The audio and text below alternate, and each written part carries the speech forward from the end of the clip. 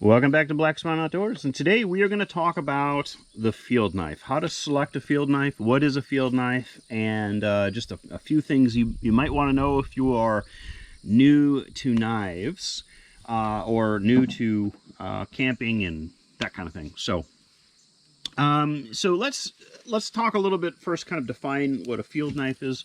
And kind of jump in. I want to kind of jump in with a little bit of semantics because I think it's important. You may have heard the term, bushcraft or survival knife or hunting knife, sheath knife, fixed blade knife, all of these different terms. And so what I'll try to do is just kind of define it as I see it, right, wrong, or indifferent. Certainly, if you disagree or want to add something to it, please do so in the comments. But what I thought I would do is kind of begin the conversation with a quote from Horace Kephart. And he was a writer in the early 1900s, late 1800s, about the outdoors. I'll save you a history lesson on this, but if you are interested in it, please do this, and I will do a podcast on the history of bushcraft and camping in America, because I think it's absolutely fascinating, but that's just me. Or I can do a video on it too, but that would be boring. So Horace Kephart in 1906 wrote in the book Camping and Woodcraft, which is available on blackswanoutdoors.com, by the way, in our library. He wrote, like a small light sheath. I like a small light sheath knife. It's always open and gettable, ready not only for skinning game and cleaning fish, but cutting sticks, slicing bread and bacon, and peeling spuds. It saves the pocket knife from the messy work and preserves the edges for the fine job.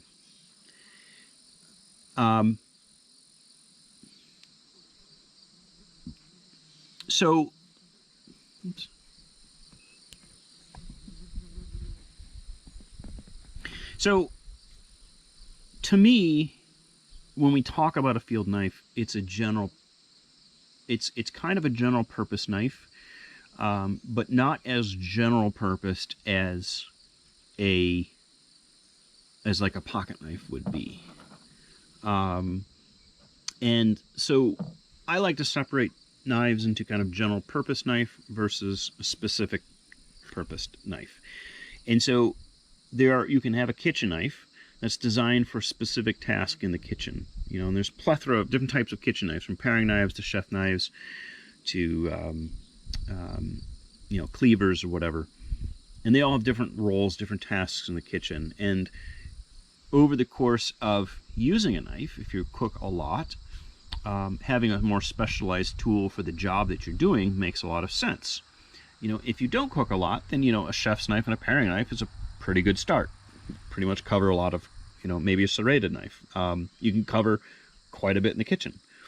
And so like that, in kind of the same concept, we have this field knife. And the field knife is kind of like a general kitchen knife for the out of doors. It's going to do a lot of the kitchen tasks that you have. But you also want it to be able to do the things in the camp that aren't isolated to just kitchen or food preparations. So that could be maybe a little bit of hunting and cleaning out animals. That could be starting fires and processing wood, and so on. And so you want a knife that's going to be kind of general purpose for a lot of those different tasks. And so oftentimes you may have heard a field knife being referred to as a companion knife. And a companion knife generally refers to the fact that that knife is going to companion with an axe. But sometimes people read that as it's a knife that's your companion, that it's always on you. Because in a camp, and being that it's in a sheath, it can ride on the outside of your pants, on your belt, and be very, very accessible.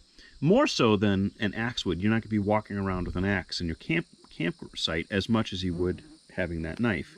And so the knife is a companion in all of the different tasks that you're doing in your campsite, so to speak. So So sometimes people refer to these as camping knives or as a camp knife. Sometimes they refer to a camp knife as specifically a kitchen knife or food prep knife that you use in a camp setting, that it's designed to be aesthetic for the camping experience, but also materials and such that make it more conducive or useful outside. You know, you're not going to bring your nice fancy $300 chef knife on a camping trip. You're going to bring your nice fancy $300 chef knife on a camping trip. No, so it's kind of funny.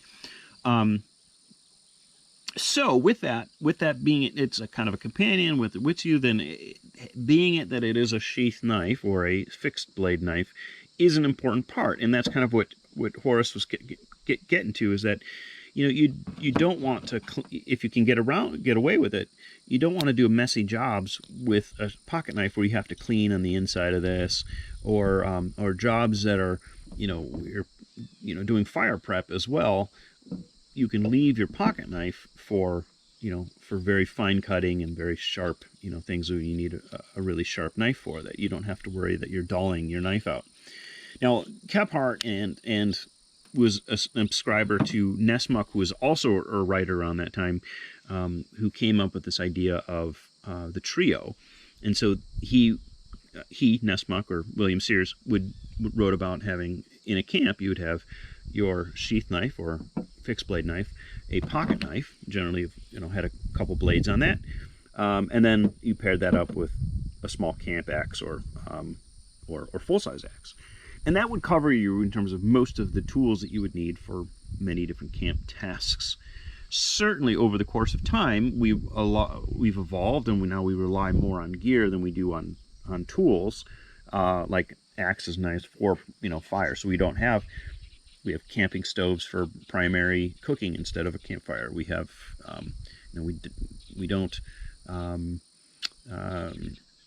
we have sleeping bags and Gore-Tex and so on and so forth. So a lot of these older skills kind of went to the wayside, and then with a lot of campers, the sheath knife, which was so iconic in a lot of people's belts back up until the 50s and 60s, kind of went away.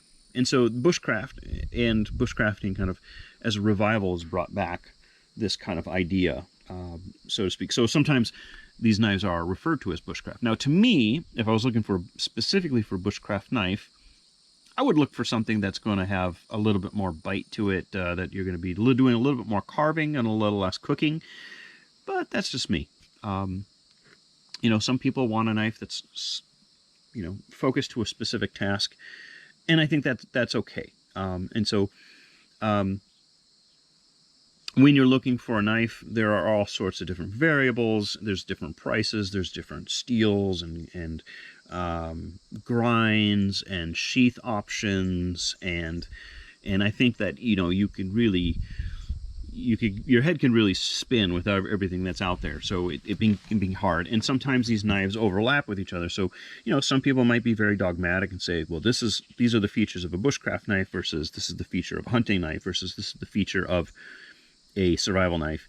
And I think it's easy to say a survival knife is designed for wilderness survival as a very general purpose knife, and it's oftentimes, not always, but it could be heavier, it could have different features to it, but it could be the same thing as a field knife. Like, for example, this is a survival knife from this is Ontario Rat 3 or the SE3, same knife. This is a fine, absolutely fine survival knife and field knife, and I think it's a pretty decent bushcraft knife. And so so some of these things are going to kind of cross over. This is this Falkneven F1 is a survival knife, but again, I think it does okay as a camp knife. So it's all going to kind of vary a little bit, but in general, a survival knife is going to be more of a survival type thing. So it's going to focus primarily on shelter building and fire building, to me. Whereas a hunting knife is going to be specifically on skinning, caping, cleaning out, field dressing animals, that kind of thing. And depending on the type of animal too. So, small game versus big game. You'll have different features and different things to look at and different preferences. So some of these things are going to overlap. I used a hunting knife for a long time as my companion knife, as my field knife, and it was fine. I had no problem with that. I used, and in fact, my first companion knife or field knife, proper field knife that I think, or I would call it that, is this Mora Companion, which I think is marketed as a bushcraft knife, or maybe it was originally survival, but it's real popular in bushcraft community. It's a pretty decent knife. It's lightweight, which is one of the reasons I got it, and it's super cheap at like $14, I think. Carbon steel. It's got a Scandi grind, so it's great for carving, and it's just stays super sharp. But you know, for kitchen tasks, I don't think it's the best knife. I really liked, you know, this SE3 kind of crosses lots of genres, from you know, the tactical community for tactical knives. It's actually quite good, you know, from a tactical and defensive type knife, if you wanted to get into that kind of thing. But it's designed as a survival knife, and I think it would be a fantastic knife for a survival thing. And I have a whole video on survival knives if you're interested. You know, the only thing that I didn't like about this knife, or that I had gotten another knife, was that I wanted something a little bit longer, and I don't like, primarily I don't like the coating on here, especially for cooking. And I know there's probably nothing that's going to happen in terms of cancer or whatever. I have no idea, but I just didn't like the coating on a knife that I'm preparing food. So I do very much like, especially in camp, smaller knives. So from a fire building standpoint, from carving standpoint, you know, having something with this little smaller blade, and this is the Kephart design from LT Wright. I just love small, nimble knives. I find them to be much more useful oftentimes than some of the bigger knives. So this certainly has its place, even though it's small. And I think for the most part, you know, if you're at, I think this may be 3 inches or so, but I think 3 to like 4.5 might be pushing it. You know, you've got a pretty good size range. And again, this all comes down to personal preference, because it's really not going to make that much of a difference, to be honest. A lot of times these hardcore bushcrafters will, you know, they would disagree, but it really doesn't make any big difference at all. Anything, you know, it doesn't make a terribly big difference. So I would say, you know, look for the knife that's going to lean, it's going to be fairly general purposed, but lean towards this task that you are going to be doing the most of. So if it's hunting, lean that way. If it's firecraft, fire building, lean that way. If you're building shelters, you know, then that's where you're going to lean. If you're cleaning fish, small animals, you know, go that way. But keep in mind that if you go too generalized, you know, like neck knife like this is fantastic for real quick, small tasks, but I'm not going to want to do something. It's not going to sit in my hand well for, you know, hours on end or a longer period of time. You know, I want a nice larger handle, so I have a little more control and a little bit more blade. Again, I could do a little bit more with a little bit longer of a blade. Not to say that you can't do things with small blades. But there's a lot more tasks you can get done with a smaller blade, in my opinion, than you can with a bigger blade. There are some things that you just need to do with a larger blade too.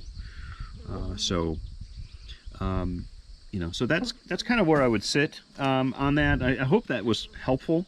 So I wouldn't get too lost in, is this a field knife? Is this a bushcraft knife? Is this a hunting knife? Is this a survival knife? I think it's kind of just a general catch-all.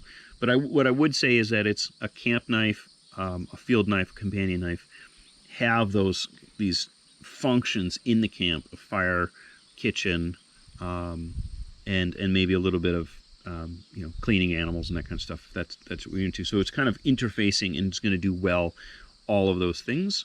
But it's not going to be super specialized like a specific kitchen knife, like a fillet knife. And it's not going to be super generalized like a pocket knife would be, or even maybe a neck knife to some degree. Now, the last thing I'll just mention here, which I think is underrated in importance is the carry component to your companion knife, because that's what makes it, making that knife accessible makes it that companion. It makes it that useful knife in camp.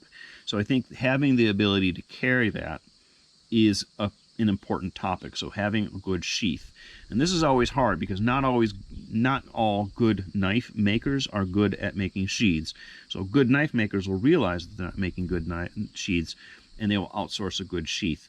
And sometimes there are these great knives out there that have really crappy sheaths. So you might have to, when you purchase a knife, think about how you're going to carry it and the quality of that sheath, and know that you might have to just throw away the sheath that comes with that knife, and that you're going to have to buy a better sheath. So with that, one of my struggles personally, I'm left-handed, so good luck for me on finding a good knife with a left-handed sheath.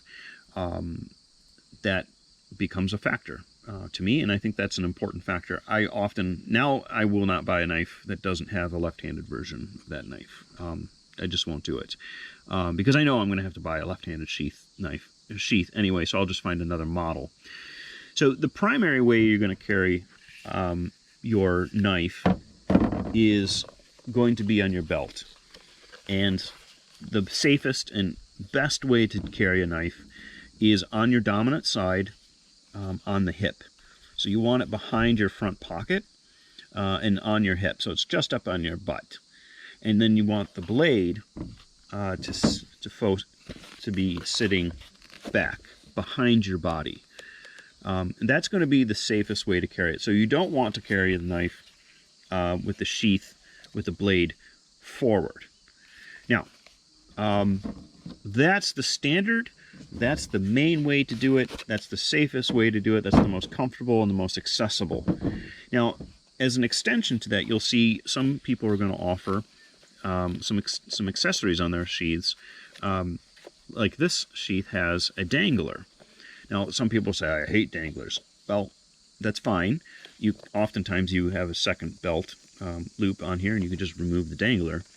However, the dangler, what it does is it draws the knife down below your jacket, so that you don't have to unzip or lift your jacket up to get to that knife. So oftentimes people don't like the dangler. Well, in the summertime you could put it up high, and then for usefulness in the winter you could have it riding low. Some people don't like that, and that's totally fine. But that's the concept of that. So sometimes there's no need to have using the dangler if you don't need to lower the knife to make it more accessible. Is what I'm saying. Second to that, that's fairly common, or has gotten fairly common these days, is a scout style carry, and so that's carrying vertical. So this Bark River knife comes with a sheath that's left-handed or right-handed, which I really like and appreciate, but it also has the sheath where you could put your belt loop through here, and I could carry it like this, actually like this. So the blade is down, and the dominant hand I can reach behind the small of my back and pull this out. Now, this is particularly handy, scout style is particularly handy if you're carrying two knives. So you have a bigger knife on the small of your back, and a smaller knife on your belt or neck sometimes. But this isn't going to be as comfortable if you have a backpack on. So if you're got to throw a backpack on, it might not be as comfortable. It might be a little more concealable if that's what you're worried about, concealing a larger knife, certainly. But I don't think it really gives you that much of an advantage. I think it's more of a preference, personally, which is fine. It's not as safe. If you were to fall, and you were to fall on your back, for example, you would be falling on the back of this, on this knife, versus if you were to fall with a knife on your hip, you're not really going to get injured. Your back is not going to get injured, rather. But then again, how often do you fall? So I think that's getting a little nitpicky, but, so the last thing I'll say then is neck carry. And so with a neck knife, certainly it's conducive for that, but, I really like these Morris for a neck knife. And then that way, when you're wearing this around your neck, it's kind of dangling. It's always around your neck. And so when you're sitting or squatting, it's right there. So if you're starting a fire, it's really like very, very accessible. And why that's important is that if you're doing things, you can grab the knife and then you can sheath it, and you're not setting it down where someone could step on it or get hurt or not see it, that it's always in control. And then also with that is sometimes in the summer, when you're not wearing pants that have a belt, it's kind of hard to wear a sheath knife. If you're wearing gym shorts or whatever. And so for people that are doing primitive technologies or doing have clothing that they're wearing that's not conducive to wearing a belt, sometimes that's a handy thing. And I think I don't, correct me if I'm wrong on this, but I think that may have come out of wearing a neck knife. It came out of native traditions, but please correct me on that. I just see a lot of that in the bushcraft community. So you can wear, for smaller knives, like this guy here. It's made to be upside down. It's going to hold well in the Kydex sheath, and it has a little thumb, and you just pop that out. Other knives that are neck knives that are not going to be too terribly big are going to ride in the front.